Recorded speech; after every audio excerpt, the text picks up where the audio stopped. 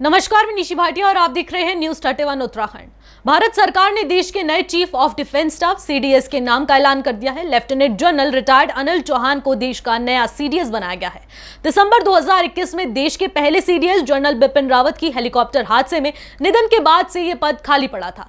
सेना में अपने 40 साल के करियर में लेफ्टिनेंट जनरल अनिल चौहान ने कई महत्वपूर्ण जिम्मेदारियां निभाई हैं। वो जम्मू कश्मीर और उत्तर पूर्व के काउंटर इंसर्जेंसी ऑपरेशन में अपने अनुभव के लिए जाने जाते हैं। तो वहीं सीडीएस पद पर तैनात अधिकारियों के पास कई तरह की जिम्मेदारियां होती हैं। उसमें रक्षा मंत्रालय में सैन्य कार्य विभाग यानी department of military affairs DMA के सचिव होते हैं, साथ ही चीफ ऑफ स्टाफ कमेटी के अध्यक्ष भी, जिसमें तीनों सेनाओं के प्रमुख बैठते हैं। इसके अलावा वो सेना से जुड़े मामलों में भी भारत सरकार के सलाहकार की भूमिका में रहते हैं।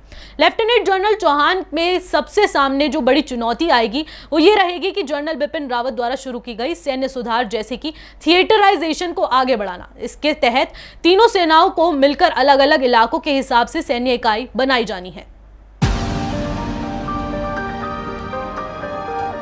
लेफ्टिनेंट जनरल अनिल चौहान का जन्म 18 मई 1961 को हुआ था। साल 1981 में वो भारतीय सेना के गोरखा राइफल्स में कमीशन हुए थे। वो नेशनल डिफेंस एकेडमी और भारतीय मिलिट्री एकेडमी के एल्यूमनाई हैं। मेजर जनरल की रैंक पर रहते हुए लेफ्टिनेंट जनरल अनिल चौहान उत्तरी कमान में बारामूला सेक्टर में इन्फेंट्री डिवीजन के कमांडर रहे। वो नॉर्थ ईस्ट के 3 कोर के कमांडर रहे। सितंबर 2019 में वो पूर्वी कमान के general officer commanding in chief बनाए गए। मई 2021 में रिटायर्ड होते वक्त वो उसी पोस्ट पर रहे। पूर्वी कमान में उन्होंने लेफ्टिनेंट जनरल मनोज मुकुंद नरवणे की जगह ली थी, जो आगे चलकर सेना अध्यक्ष बने। बतौर कमांडर काम करने के अलावा उन्होंने सेना के कई महत्वपूर्ण पदों पर काम किया। कुछ वक्त के लिए मिलिट्री ऑपरेशन के डायरेक्टर जनरल की जिम्मेदारी भी उनके पास रही।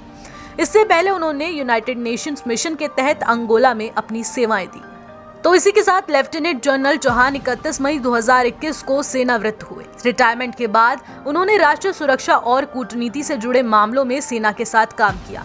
सेना में बेहतरीन काम करने के लिए लेफ्टिनेंट जनरल चौहान को परम विशिष्ट सेवा मेडल, उत्तम युद्ध सेवा मेडल, अति विशिष्ट सेवा मेडल, सेना मेडल और विशिष्ट सेवा मेडल से सम्मानित किया गया।